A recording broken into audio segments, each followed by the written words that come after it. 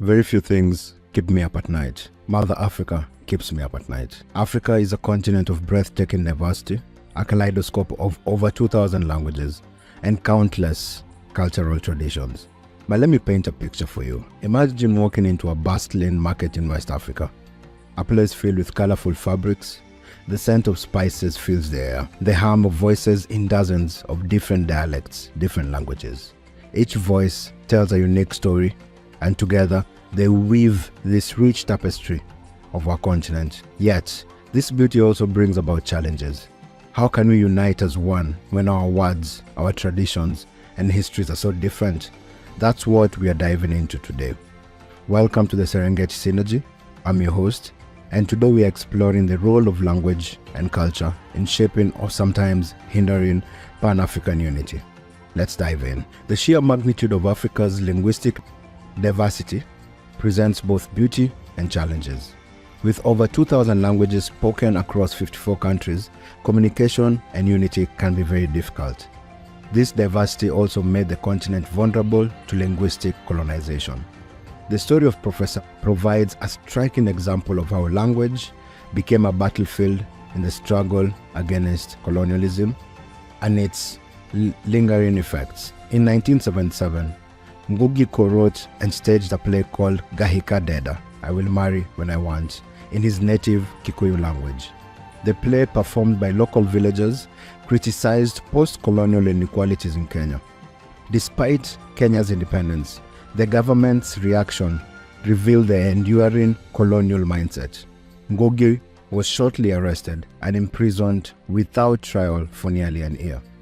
Reason for his arrest? Because he presented a play in native language instead of colonial language.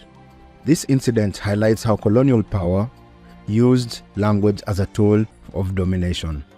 By imposing their language and suppressing indigenous ones, colonizers sought to control not just territories, but minds and culture. Even after independence, many African countries continued to prioritize colonial languages in governments and education, perpetuating linguistic hierarchies. Ngũgĩ's imprisonment for writing in Kikuyu became a turning point. While detained, he wrote the first modern Kikuyu novel, Devil on the Cross, on prison-issued tissue paper. This act of linguistic defiance challenged the notion that African languages were unsuitable for modern literature and intellectual discourse.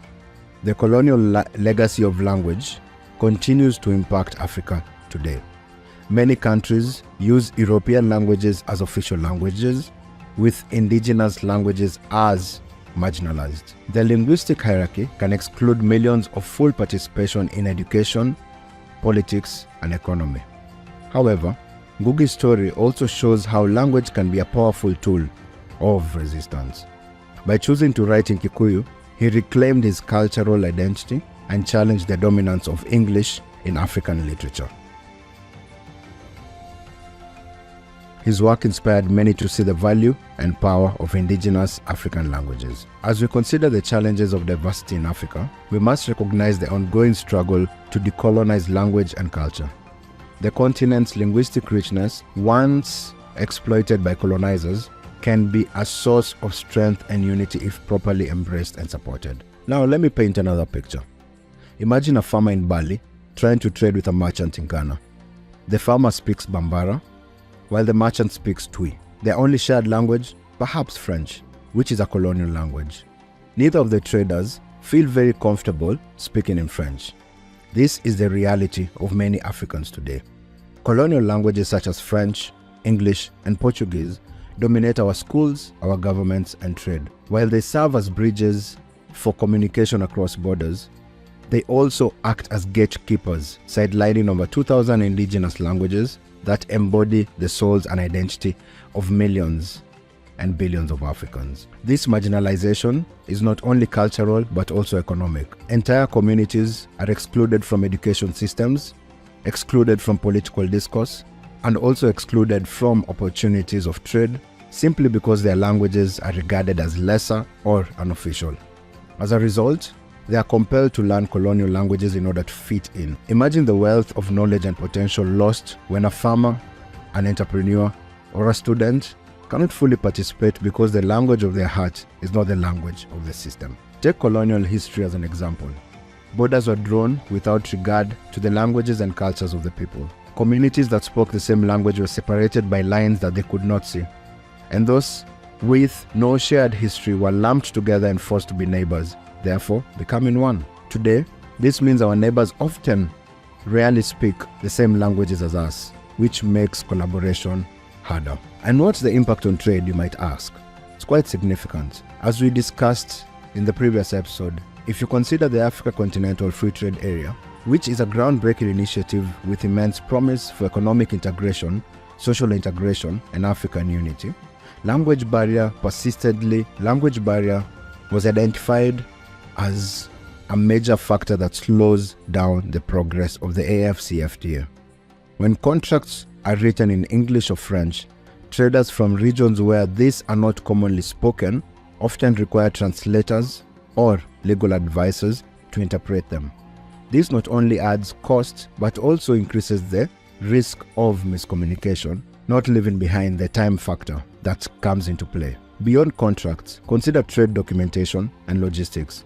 Most custom forms across borders and shipping labels are standardized in colonial languages, leaving traders who lack proficiency at a huge disadvantage. This appropriately affects rural and indigenous traders, reducing their ability to compete and contribute in regional markets. Article 19 of the African Union Charter emphasizes the importance of African languages in fostering unity and integration.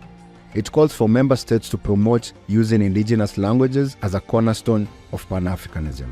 This begs the question, is it just a policy on a piece of paper, or have states all across Africa started implementing this? I'll let you ponder on that for a minute. The solution lies in promoting regional lingua francas like Swahili in East Africa, Hausa in West Africa, and Arabic in North Africa. These languages, already spoken by millions of people, could be integrated into trade, could be integrated into governance, and this will bridge linguistic divides. Language is not just one part of the puzzle. Where language is, culture follows closely behind. Picture a conference room with representatives from all walks of life all across Africa, each bringing a unique tradition, a unique piece of clothing, and very unique communication methods. These differences are beautiful and showcase our rich heritage, but they also create friction and misunderstanding if they are not approached with mutual respect. Article 17 of the African Union Charter highlights the role of culture as a foundation of African identity and unity. It urges member states to safeguard and promote African cultural heritage to strengthen solidarity. However, cultural pride often clashes with stereotypes and long-standing prejudice, leading to unnecessary divides. It is not all bad. There is hope. There is light at the end of the tunnel.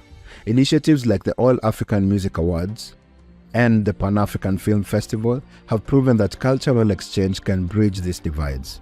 When we celebrate shared stories through film, through music, and through art, our differences become less pronounced. To move forward, we must intentionally foster cultural understanding.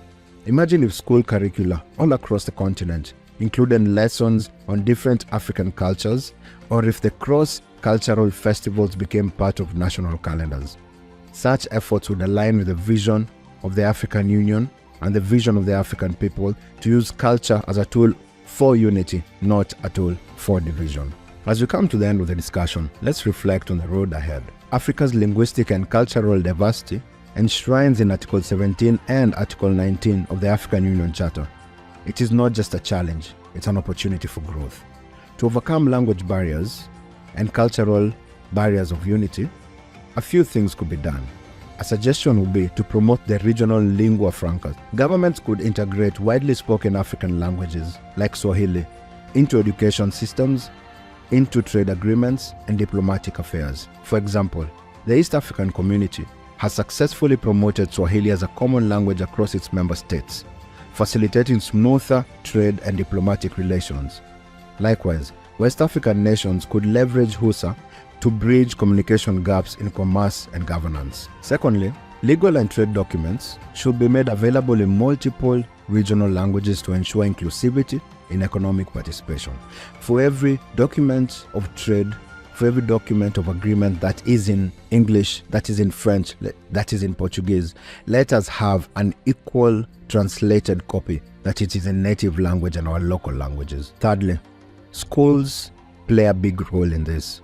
Schools should incorporate African history, languages, and traditions into curricula, and government should support cross-cultural initiatives. Just to add here, schools should incorporate African traditions and history written by African people, not African traditions and history as written by our colonizers, as written by the global north. Additionally, a structured approach to multilingual education should be implemented in the school level, which ensures that all students learn at least one major regional language, example Swahili, alongside their native language, example Kikuyu, and as well a colonial language.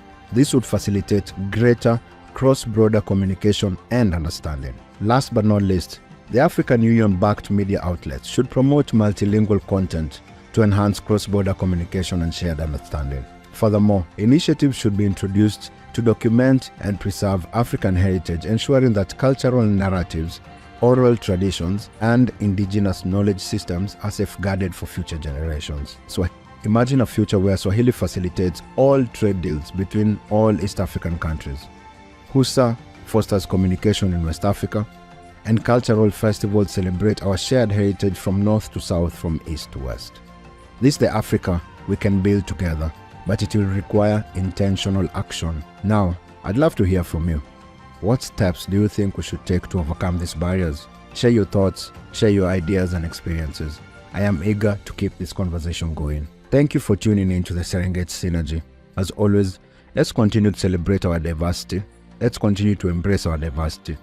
Let's continue to strengthen our unity and embrace the journey ahead. Until next time, stay inspired, stay proactive, stay connected. And as always, one Africa, one people, one destiny.